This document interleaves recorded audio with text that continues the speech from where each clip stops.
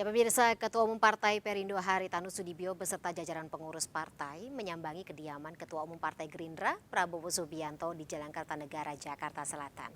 Pertemuan antara kedua pimpinan parpol ini digelar dalam rangka silaturahmi. Ketua Umum Partai Perindo Haritanu Sudibyo dan rombongan disambut langsung oleh Ketua Umum Partai Gerindra Prabowo Subianto. Keduanya berjabat tangan erat dalam pertemuan yang berlangsung pada bulan Ramadan ini.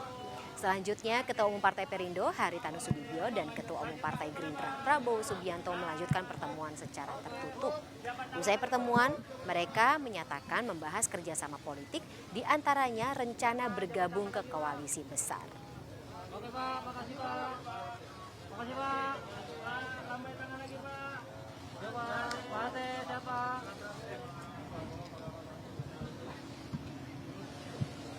Bahwa kami pimpinan Partai Perindo dapat diterima dengan baik di sini, itu merupakan satu kehormatan bagi kami semua dari Partai Perindo. Sebagaimana disampaikan oleh beliau, memang benar yang dibicarakan seperti yang disampaikan beliau. Di samping juga kami tadi memperkenalkan pimpinan-pimpinan dari Partai Perindo yang tentunya banyak wajah-wajah baru. Di mana belakangan ini memang terjadi pemekaran di organisasi. Jadi saya rasa itu yang ingin saya tambahkan. Samping penekanan, ya tadi bicara diskusi terkait dengan penjajakan bagaimana bisa bekerja sama secara politik untuk kepentingan bangsa dan negara. Kita tetap bersahabat, kita bersaing dengan santun, dengan ramah, dengan tekad bahwa apapun langkah politik kita, tujuannya adalah hanya untuk mengabdi kepada bangsa dan rakyat. Hanya itu tujuan kita. Itu juga saya yakin tujuannya Mas Hari dan kawan-kawan dari Perindo. Itu juga tujuan kami dan itu yang saya sampaikan berkali-kali bahwa saya yakin bahwa kawan-kawan di partai-partai lain juga punya itu, punya keinginan untuk berbakti kepada bangsa dan rakyat.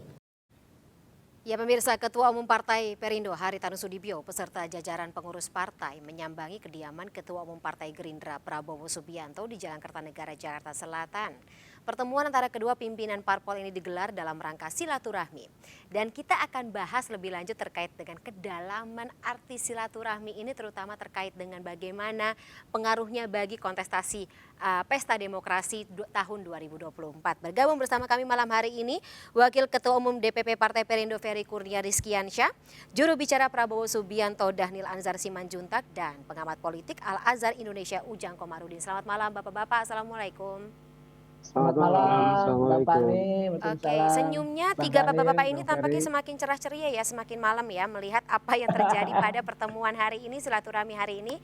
Tapi saya mau ke Bang Dhanil terlebih dahulu. Bang Dhanil, sinyalnya semakin besar ya, tampaknya tadi secara terbuka disampaikan oleh Ketua Umum Pak Prabowo bahwa ada undangan bagi Partai Perindo untuk masuk ke dalam koalisi besar. Bisa dijelaskan? Iya, Mbak Fani, memang komitmen Pak Prabowo, komitmen Partai Gerindra itu adalah membangun kekuatan silaturahim politik menjelang 2024 ini dengan pendekatan mengajak semua komponen, semua kelompok dengan latar belakang macam-macam untuk berjamaah membangun Indonesia. Jadi semangatnya adalah semangat persatuan. Jadi Pak Prabowo, Partai Gerindra itu membuka diri untuk mengajak siapapun, partai manapun untuk sama-sama membangun Indonesia. Yang jelas kami berkomitmen untuk membangun Indonesia ini nggak bisa sendiri-sendiri, tidak bisa nafsi-nafsi, harus berjamaah, kira-kira begitu. Kenapa? Karena Indonesia sangat besar, membutuhkan kerjasama semua komponen, karena hari ini yang paling penting tentu adalah persatuan, elit bersatu, elit bekerja sama untuk kepentingan yang lebih besar. Jadi kita berusaha tentu pada pemilu 2024 nanti semangat persatuan, semangat yang tidak mengedepankan politik identitas dan sebagainya itu bisa tampil. Nah, yang kedua tentu kami senang Partai Perindo bersilaturahim dan membuka peluang untuk melakukan dialog lebih intens nantinya. Begitu kenapa tadi kelihatan sekali Partai Perindo serius karena tadi Mas Peri dan kawan-kawan mendampingi Pak Haritanu ada sekitar 23 orang. 23 orang itu ya sekuat full gitu, penuh tadi, dan kita senang akrab sekali tadi, dan mudah-mudahan ini adalah sinyal positif untuk membangun komunikasi yang lebih lanjut. Begitu Bapak. Oke, jadi silaturahmi ini atau silaturahmi hari ini nuansanya positif begitu ya Bang Dhanil ya, membuka semakin besar pintu untuk kedepannya akan jadi hubungan yang lebih dekat begitu ya Bang Dhanil ya. Oke, baik. Kang Ferry termasuk yang juga datang ke Kertanegara pada hari ini gitu. Mungkin bisa ada apa yang dibawa begitu, kemudian juga bukan modal sih maksudnya, apa yang dibawa kalau misalnya kita bertandang ke rumah tuan rumah gitu, pasti kan bawa sesuatu nih. Apa sih yang dibawa oleh Partai Perindo sampai Pak Prabowo akhirnya membuka pintu selebar-lebarnya? Ya, terima kasih Mbak Fani. Ini kan silaturahmi di bulan Ramadan. Saya pikir di bulan yang sangat baik ini, sangat berkah ini ya penting sekali untuk menjalin dan merajut berbagai upaya-upaya kita untuk bagaimana kita saling menguatkan sesama anak bangsa. Kan ini menjadi poin yang sangat penting dan sangat strategis. Nah, oleh karena itu kami dari Partai Perindo kita bersilaturahmi dengan Partai Gerindra. Alhamdulillah kami diterima dengan sangat baik oleh Pak Prabowo Subianto sebagai Ketua Umum dan juga jajarannya. Kami juga bersilaturahmi dengan membawa Pak Ketua Umum dengan kami di tingkat DPP tadi disampaikan oleh Mas Dhanil. Kita lengkap seperti itu, dan kita ingin juga bersilaturahmi bahwa kami dalam konteks ini juga mengenalkan pengurus-pengurus yang juga dalam kesempatan ini baru masuk dalam gerbong di Partai Perindo. Kita sampaikan kepada Bapak Prabowo Subianto dan juga jajaran di Partai Gerindra. Itu menjadi poin penting di dalam aktivitas ini. Nah, selanjutnya juga tadi disampaikan bahwa ini menjadi hal yang sangat strategis saya pikir dalam membangun sebuah ikatan demokrasi yang memang lebih baik lagi ke depan. Karena proses demokrasi ini kan sejatinya tidak hanya melihat sebuah kontestasi yang vis-a-vis saja, tapi bagaimana membangun sebuah kekuatan bangsa untuk menjadikan bangsa ini maju ke depannya. Ini memang poin yang cukup strategis sekali yang kita sampaikan, dan Pak Prabowo juga menyampaikan banyak hal, dan ini menjadi hal yang saya pikir ke depannya perlu kita tindak lanjuti, perlu kita upayakan, dan tadi juga disepakati untuk kita ke depan berkomunikasi dan juga berdiskusi dan membahas, menggagas lebih lanjut terkait dengan hal-hal yang memang ada seperti itu Mbak Fani. Ini menjadi poin penting, dan termasuk jadi satu payung koalisi Kang Ferry. Kami semua menyambut baik ajakan Pak Prabowo untuk kita sama-sama dalam satu upaya sinergitas yang ada seperti itu. Termasuk dalam satu payung koalisi Kang Ferry. Ya, tentunya ini kan juga perlu penjajakan, perlu kita ngobrol secara intens ke depannya, dan saya pikir kenapa tidak ini akan muncul. Kan sebenarnya niatannya adalah bagaimana kita membangun bangsa ini yang memang lebih baik ke depannya. Jangan sampai bangsa ini tercerai-berai, jangan sampai bangsa ini larut dalam sebuah kontestasi yang sebenarnya ini adalah kontestasi politik seperti itu, yang setelah selesai kan harus betul-betul dirajut kembali. Nah, ini yang perlu kita kuatkan, dan ini ajakan Pak Prabowo ini disambut baik oleh Ketua Umum kami dan kita semua seperti itu. Oke, baik. Saya ke Kang Ujang. Kang Ujang, sinyal apa yang Anda tangkap dari pertemuan hari ini? Ya, ini kan ada kronologinya ya. Begitu ada pertemuan 5 partai besar koalisi pemerintahan Jokowi, itu pasca Indonesia gagal sebagai tuan rumah, sudah sangat clear, sangat jelas. Lalu mereka akan membentuk sebuah koalisi besar, katakanlah seperti itu. Nah, lalu tidak lanjuti juga oleh Perindo. Gitu. Ya Perindo ini kan tidak mau kehilangan star lah kira-kira. Kan di sebelah sana juga ada PSI juga yang ingin gabung juga. Nah, saya melihat Perindo ini rising star, sangat progresif. Saya tahu langkah jejak Kang Peri. Dan begitu Kang Peri masuk ke Perindo, itu loncatan-loncatan gitu. Partai Perindo luar biasa. Tambah lagi ada Tuan Guru Bajang dan tokoh-tokoh lain yang bergabung dengan Perindo. Makanya tidak aneh, tidak heran kalau Perindo surveinya selalu tinggi. Bahkan mengalahkan partai yang saat ini ada di parlemen. Ini suatu hal yang positif. Nah, sebenarnya langkah progresif yang dilakukan oleh Perindo itu hal yang bagus. Jadi itu bagian daripada langkah-langkah strategis dan taktis ya yang dilakukan oleh Partai Perindo untuk menjalin silaturahmi dan komunikasi politik. Karena Mbak Fani ya di Ramadan ini kan tadi Kang Peri katakan bulan penuh berkah. Kan ada beberapa ibadah yang harus dilakukan. Pertama misalkan memperbanyak sholat sunnah. Jadi ini biar dakwah dulu kan Al-Azhar. Yang kedua misalkan bersedekah gitu. Lalu banyak membaca Al-Qur'an. Nah, yang keempat silaturahmi gitu loh. Nah, apa yang dilakukan oleh Pak Haritanu bertemu dengan Pak Prabowo itu bagian daripada silaturahmi politik. Dan itu hal yang bagus ya. Kenapa? Daripada kita bermusuhan, lebih baik bersatu. Lebih baik membicarakan persoalan-persoalan kemasyarakatan dan kebangsaan.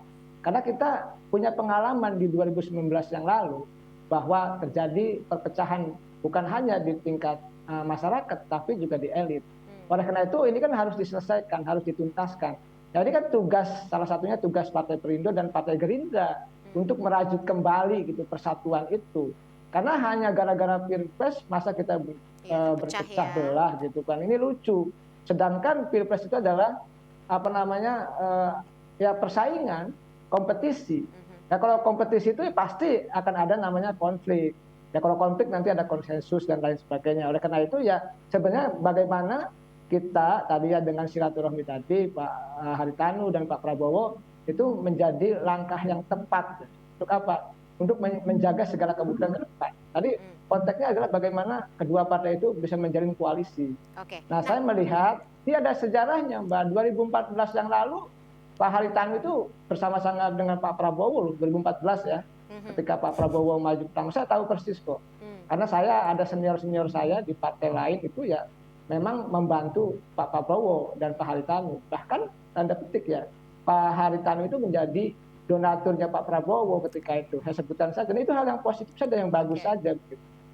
Begitu Mbak Fani. Jadi ada sejarah yang bermain juga dan ini bisa menjadi salah satu modal untuk kembali mendekatkan atau merekatkan hubungan tersebut ya Kang Ujang ya.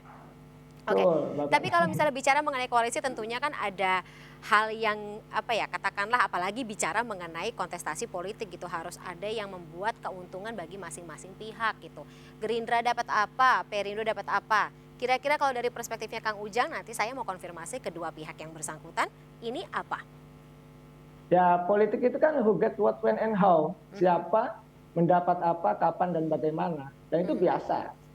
Konteksnya itu teoritiknya. Nah dalam konteks implementasinya juga sama. Ketika berkoalisi, dan nanti siapa mendapat apa, kapan, dan bagaimana. Itu hal biasa. Misalkan dulu Pak Jokowi 2019 yang lalu kan berkoalisi itu dengan partai ABC gitu. Ya itu udah partai ini dapat sekian menteri dan lain sebagainya. Itu hal yang biasa.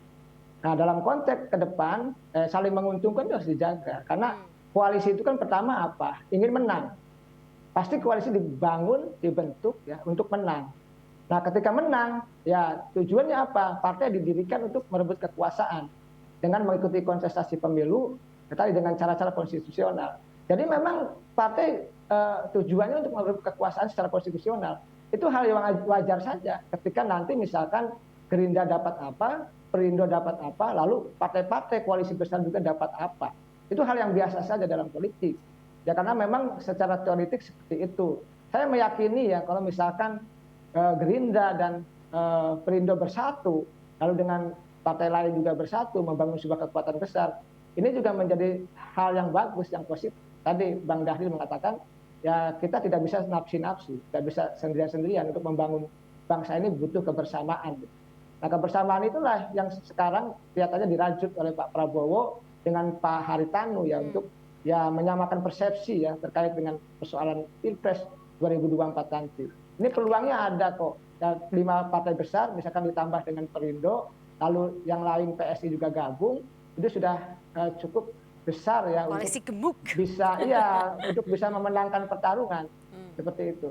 Yang penting satu tujuan, satu visi misi begitu ya, satu usungan.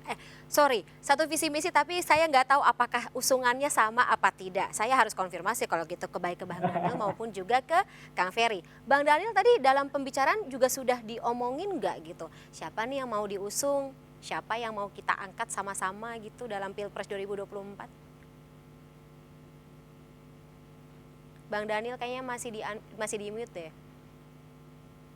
Maaf. Monggo. Jadi tadi masih dalam proses, kalau dalam bahasa agama nih menggunakan istilah Kang Ujang tadi, ini masih proses takliful qulub, mengikat hati dulu. Nanti baru kemudian mengikat hati. Ini istilah tadi saya gunakan takliful qulub, mengikat hati dulu. Ini komunikasi awal, mudah-mudahan kemudian nanti bisa melakukan pembicaraan selanjutnya. Karena proses untuk sampai ke situ tentu harus melibatkan semua partai koalisi. Itu pertama, Mbak. Kemudian kedua yang perlu dipahami juga, ada yang perlu dipelajari dari hubungan Pak Prabowo dan Pak Haritanu. Tadi sebutkan Kang Ujang, Pak Haritanu mendukung Pak Prabowo di 2014. 2019 beliau tidak mendukung Pak Prabowo, tapi kemudian mendukung Pak Jokowi. Nah, dalam pasang surut pilihan elektoral tersebut, ternyata hubungan baik, silaturahim itu kan tetap terjaga. Bahkan sebelum Pak Haritanu mendukung Pak Jokowi di 2019, beliau izin dan ketemu dengan Pak Prabowo menyampaikan bahwasannya aspirasi politik Pak Haritanu di 2019 itu akan memilih Pak Jokowi, dan Pak Prabowo mempersilahkan. Bang Daniel? Halo? Oke, Bang Daniel? Oke, tampaknya kita akan kembali menghubungi Bang Daniel karena siapa tahu Bang Daniel akan menuju ke tempat yang sinyalnya bisa lebih stabil. Saya ke Kang Ferry. Kang Ferry, ada pengamatan begitu, Kang Ferry saya tahan dulu, kita kembali ke Bang Daniel. Bang Daniel, monggo, tampaknya sinyal sudah kembali stabil. Iya, yang jelas tadi Mbak saya sebutkan harus ada yang perlu dipelajari dari hubungan Pak Prabowo dan Pak Haritanu. Dan ini adalah pembelajaran penting bagi publik. Yaitu tidak ada ruang untuk saling benci. Even walaupun pilihan politik berbeda. Pak Haritanu 2014 dukung Pak Prabowo, tapi kemudian 2019 tidak mendukung Pak Prabowo, tapi kemudian mendukung Pak Jokowi. Nah, Pak Haritanu pada proses itu komunikasi itu dengan Pak Prabowo, menyampaikan bahwasannya beliau tidak mendukung Pak Prabowo, tapi kemudian izin mendukung Pak Jokowi. Nah, selama pasang surut pilihan politik seperti itu, beliau berdua ini tidak pernah saling benci, tapi tetap komunikasi, tetap silaturahim. Apa pesan penting yang perlu kita sampaikan pada momentum ini? Kompetisi itu bisa berlangsung sengit, bisa berbeda pilihan, tapi kemudian silaturahim, hubungan personal, hubungan antar kelompok, kohesivitas individu dan kohesivitas sosial itu harus tetap dijaga.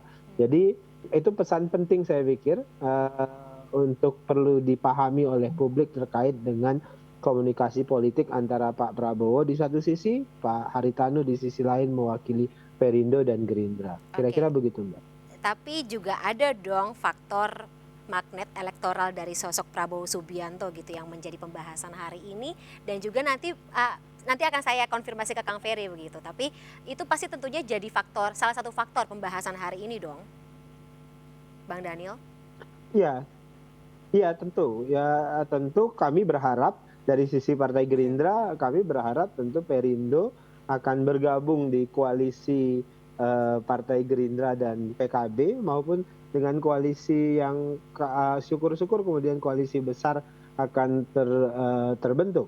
Jadi itu harapan kami, dan tentu harapan kami Perindo mencalonkan Pak Prabowo sebagai calon presiden secara bulat. Nah, jadi itu terang adalah apa yang sedang kami tunggu. Gimana Kang Ferry? Jawabannya apakah akan didapat oleh Gerindra dalam waktu dekat? Iya, ini masih dalam proses pembahasan tentunya. Jadi betul kata Mas Daniel tadi bahwa ini adalah pertemuan pertama. Pertemuan pertama kan tidak langsung ujuk-ujuk pada hal yang memang sangat strategis, saya pikir. Ini adalah pertemuan awal yang sangat berkah. Bahkan saya bilang di awal adalah ini terjadi di bulan Ramadan. Jadi ini mudah-mudahan ini menjadi awal yang baik untuk terus menjalin silaturahmi, dan nantinya ada semacam gagasan dan narasi besar yang memang diusung oleh Partai Perindo dan juga Partai Gerindra. Ini yang memang jadi penting. Bahwa kemudian kita membicarakan terkait dengan hal-hal yang memang lebih taktis politis, misalnya ini kan nanti pasti dalam proses pembicaraan, dan hal-hal yang memang kita gagas itu pasti akan juga muncul seperti itu. Jadi Mbak Fani, kita masih tunggu, masih bersabar dalam hal ini, tapi intinya adalah bagaimana kita saling menguatkan. Saya sepakat dengan sebuah proses demokrasi yang memang sejatinya demokrasi yang betul-betul bisa memberikan satu pendidikan politik buat masyarakat.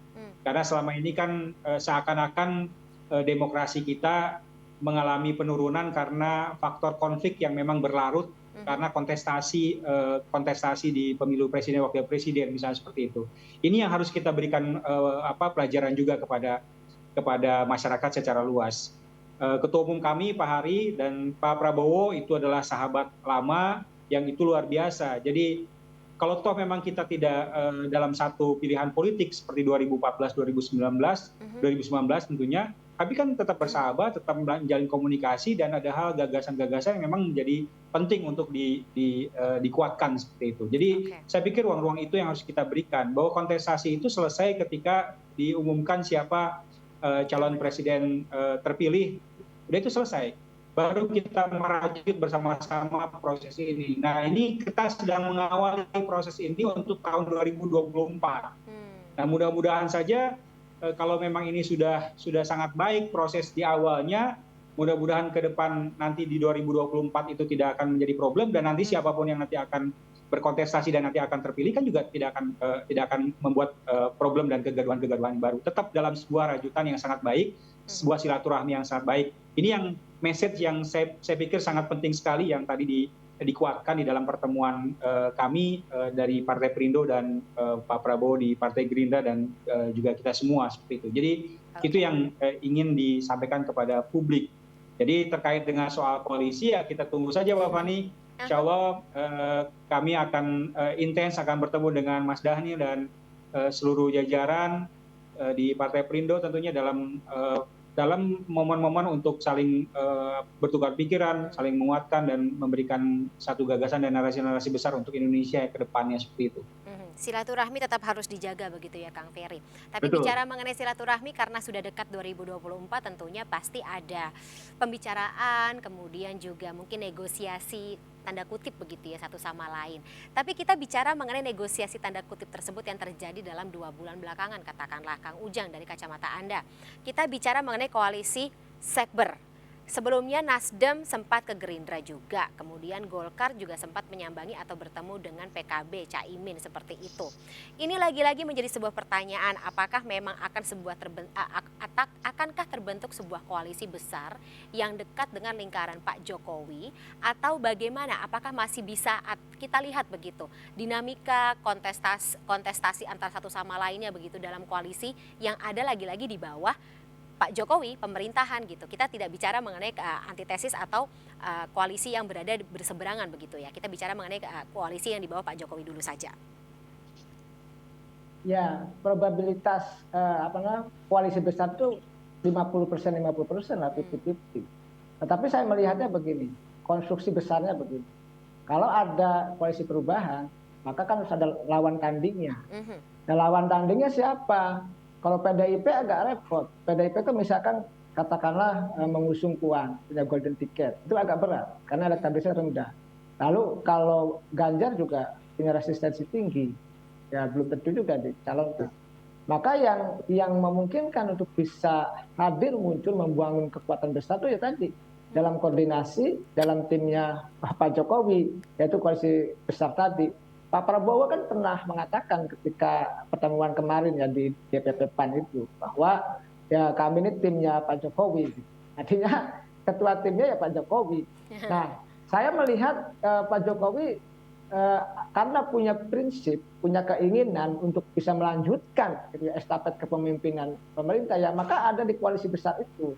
Karena koalisi besar itu tadi Nasdem sudah lewat, sudah keluar, kan? PDIP juga sama menolak kebijakan Pak Jokowi terkait dengan tuan rumah Piala Dunia U20. Ini akhirnya ya Pak Jokowi harus punya blok sendiri, punya kekuatan sendiri yang kira-kira ya bagaimanapun harus menang. Karena kalau misalkan bercerai nih ya, KIB ini dari dulu dari awal sudah saya analisa ini barang milik Pak Jokowi. Saya sangat clear, sangat jelas. KKIR gitu, Koalisi Kebangkitan Indonesia Raya ya milik Pak Prabowo dengan Cak Imin. Tetapi kan ini masih bersahabat nih. Semuanya keduanya Gerindra dengan PKB masih dalam satu kerangka, masih dalam satu frame, masih dalam satu rumah, yaitu rumah besar koalisi pendukung pemerintahan Jokowi Ma'ruf Amin. Jadi masih ketemu. Tetapi tadi Nasdem ya keluar ke sana ke bagian oposisi lah kira-kira. PDIP kelihatannya punya ini sendiri, punya pakem sendiri, punya patsun sendiri terkait dengan persoalan pencapresan. Entah nanti ketemu atau tidak antara PDIP dengan koalisi besar itu kita lihat, karena semuanya masih dinamis. Nah, tetapi saya melihatnya kalau untuk kepentingan yang lebih besar, untuk kepentingan bangsa, maka sebenarnya koalisi besar itu adalah sebuah keniscayaan, sebuah keharusan.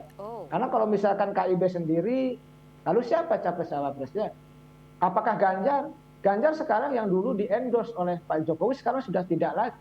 Karena saya kemarin langsung konfirmasi kepada Waketum PSSI gitu, terkait dengan Ganjar menolak ya tuan rumah Indonesia sebagai tuan rumah ya Piala Dunia. Apa yang terjadi? Pak Jokowi marah terhadap Ganjar, terhadap PDIP. Kenapa? Sangat berpengaruh berarti ya? Ya sangat berpengaruh. Makanya pasca itu Pak Jokowi langsung bertemu dengan Ketua Umum 5 partai besar koalisi Pak Jokowi. Jadi konstruksinya seperti itu. Nah, saya sih sudah meraba-raba nih menganalisa otak-atik iseng-iseng gitu ya, menganalisa secara sederhana gitu. Kan 3 besar itu hanya ada Pak Prabowo, Pak Anies dan Pak Ganjar. Nah, bagaimana konstruksi koalisi besar itu? Ya kalau Pak Ganjar tidak didukung oleh Pak Jokowi karena tadi menolak Piala Dunia U20, maka hanya tinggal 2. Nah, tinggal 2, Pak Prabowo dengan Pak Anies. Pak Anies sudah tidak, karena ini sudah ada di koalisi perubahan.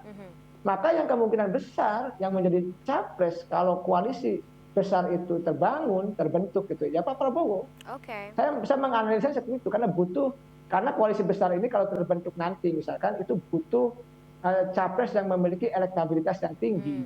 Berarti bargaining position-nya ada di tangan Prabowo Subianto dong? Saya melihatnya seperti itu. Tapi kan perlu dukungan partai lain, perlu dukungan tadi 4 partai lain di luar Gerindra ya ketika bertemu di DPP PAN. Perlu dukungan partai Perindo. Tidak bisa tadi hanya mengandalkan misalkan PKB gitu. Seperti itu. Baik, ini yang menarik berarti.